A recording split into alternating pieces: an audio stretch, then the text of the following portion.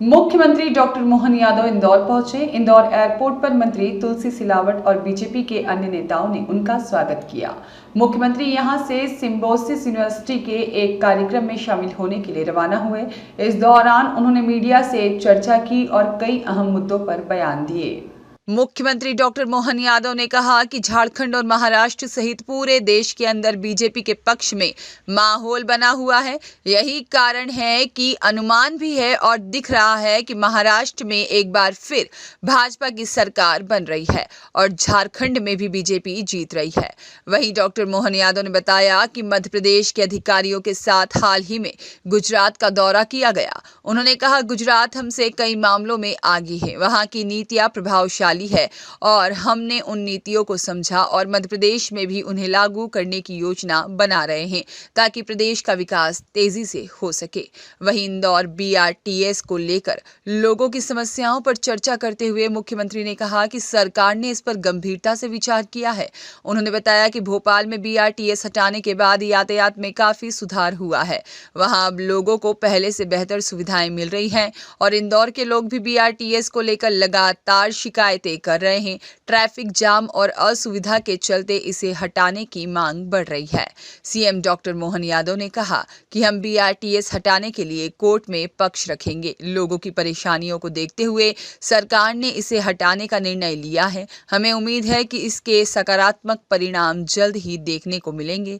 मुख्यमंत्री के इस दौरे से इंदौर में विकास और यातायात समस्याओं के समाधान की उम्मीदें बढ़ गई हैं। खासतौर पर बीआरटीएस हटाने के दिए गए बयान से शहर के लोगों को राहत मिलने की संभावना है। अब देखना यह होगा कि इस मुद्दे पर कोर्ट और प्रशासन का अगला कदम क्या होता है। पूरे देश के अंदर भारतीय जनता पार्टी के पक्ष में माहौल बना हुआ है।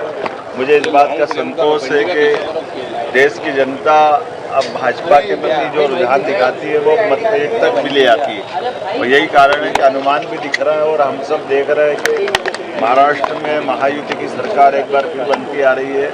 उसी प्रकार से झारखंड में बीजेपी जीत रही है और करीब करीब सारे उपचुनाव में अच्छे अनुकूल परिणाम आ रहे हैं। लेकिन लोकतंत्र में ये रुझान है। हम 23 तारीख तक का एक बार फिर इंतजार करेंगे और ये भी तय है कि पिछले रिकॉर्ड की तरह जैसे तीसरी बार माननीय प्रधानमंत्री की सरकार बनी और माननीय मोदी जी के नेतृत्व में देश भर में जो माहौल बना हुआ है वो भाजपा के लिए बहुत अनुकूल है और लोकतंत्र में जनता की राय ही सब कुछ होती है। जनता भाजपा के साथ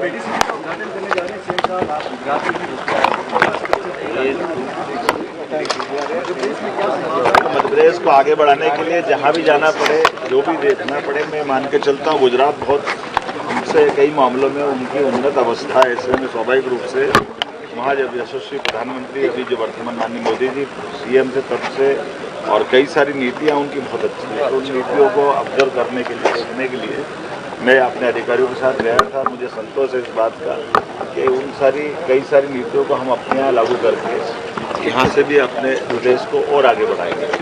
मुझे एक और बात का आज आपसे बात करना है। हमारे यहाँ भोपाल में जैसे बीआरटीएस हटा है और बीआरटीएस के हटने के कारण से वहाँ लोगों को यातायात में बड़े पैमाने पर सुविधा मिली।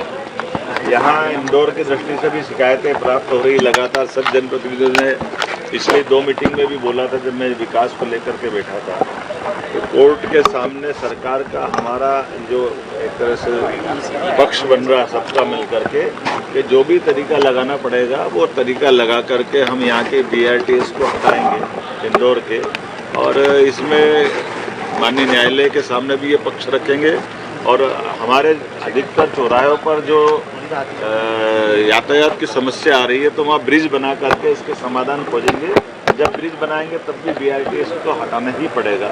इसलिए मैं आपके सबके बीच में बता रहा हूँ कि कुल मिलाकर के आने वाले समय में इंदौर का यातायात सुगम हो, आवागमन की सुविधा हो, लोगों को कष्ट नहीं हो, ये हम सब की जवाबदारी है। ऐसे में ऐसे सारे काम को करते में